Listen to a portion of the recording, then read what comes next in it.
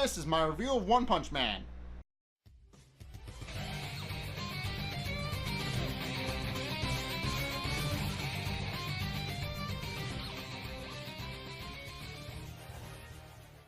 Okay, so this episode mainly showcases Siru fighting a whole bunch of monsters, and it does have some powerful moments in it, and it's definitely a good episode to watch.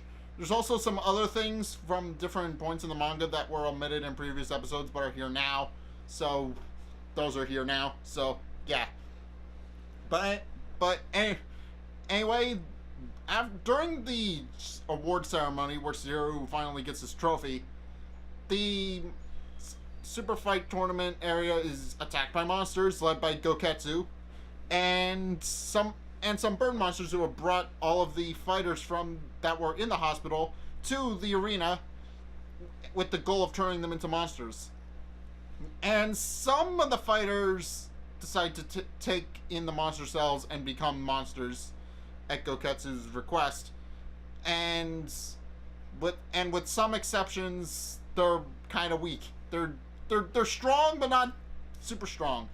The only real strong monster is Chose, who already believes himself to be the pinnacle of human evolution at that point, and believed he could pursue a further degree of strength. Siru, realizing that the monsters are probably going to kick everybody's ass, comes in and fights everybody, and while Snek and Max try to engage the monster initially, they are thrown out of the arena. They eventually do come back later in their attire to help Siru fight the monsters. But in the meantime, Siru is fighting all of the monsters, including Chose, who gives him some trouble but isn't entirely tough. The main problem that he has fighting Chose is that Chose fires an energy blast from the two horns that are now protruding off the top of his head, and Siru is able to deflect it into the sky, and then effortlessly defeats Chose. Things take a different turn when Siru tries to fight Goketsu, though, as Goketsu was already a really strong fighter, but now that he's a monster, he's incredibly strong, threat level dragon, in fact, and tries to effortlessly kick Siru's ass. It's around this point where Max and Snek show up, help him fight off the remaining bird monsters that have brought everybody there, and take on Goketsu while Siru runs away. And while Siru is initially successful in running away, he's unable to, as Bakuzan, who Siru called out for help and previously had ingested a lot of monster cells and was presumed to be dead up to this point, but is instead alive and kicking and is now a threat level dragon as well. And now Siru is fighting against two threat level dragons and is beaten within an inch of his life with no hope of surviving the encounter. Meanwhile, Goro reveals the plans of what's going on and reveals that they actually have a three-pronged plan. Step 1 is to cause as much chaos as possible, which they succeeded in. Step 2 is to take a hostage from the Monster Association, and yeah, they could take a hostage, which they succeed in. And step 3 is to start turning people into monsters, which they're starting to succeed in as well. So yeah, and it's around this point where Goro uses one of his remote little drone things to try and tell Goketsu that he needs to hurry up because S classes are going to come and he's going to get his ass kicked. So he leaves, but Bakuzan stays behind to finish off Siru and mocks him all the while.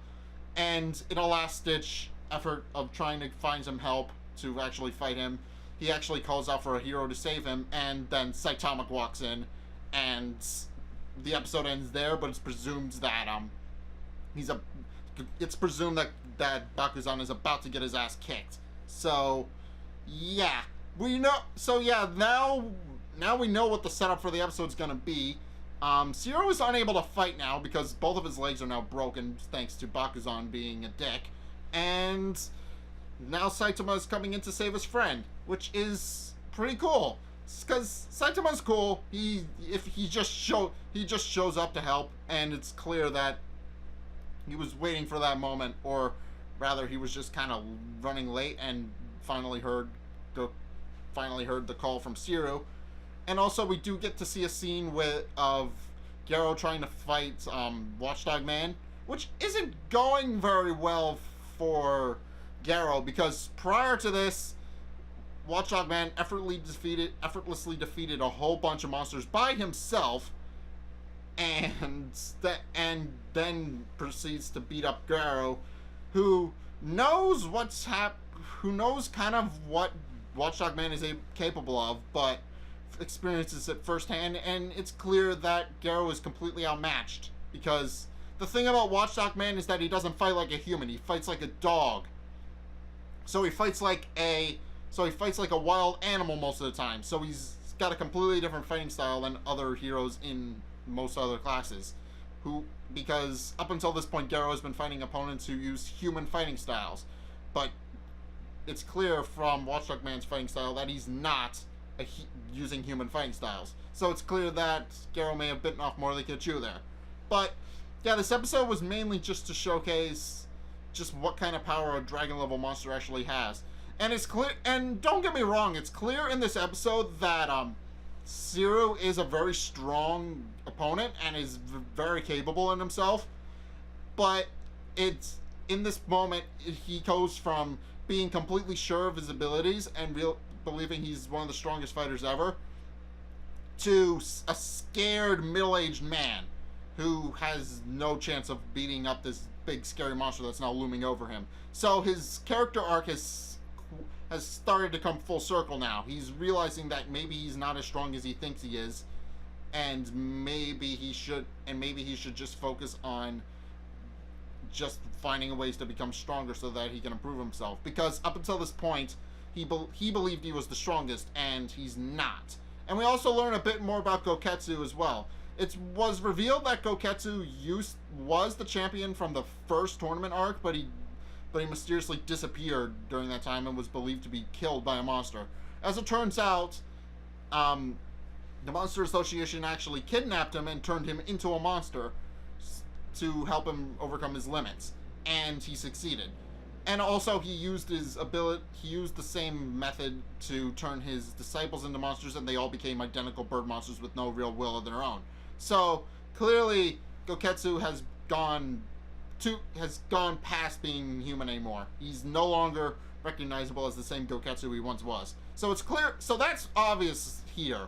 But for the most part, it's just Zero coming to terms with the fact that maybe he's not as strong as he used to be, as he thinks he is, and realizes that sometimes you do need a hero to come in and help you, even though he didn't really admire heroes all that much. But after watching Snek and Max have his back, even though he basically insulted them and diminished their abilities as heroes, he realizes now that they're not exactly without their merits, and realizes that despite their many weaknesses, they refuse to run and hide like cowards. So it's clear that now Zero has a newfound respect for heroes, where he previously didn't have any respect for them at all. So it's clear that that's now a new change in his character as well.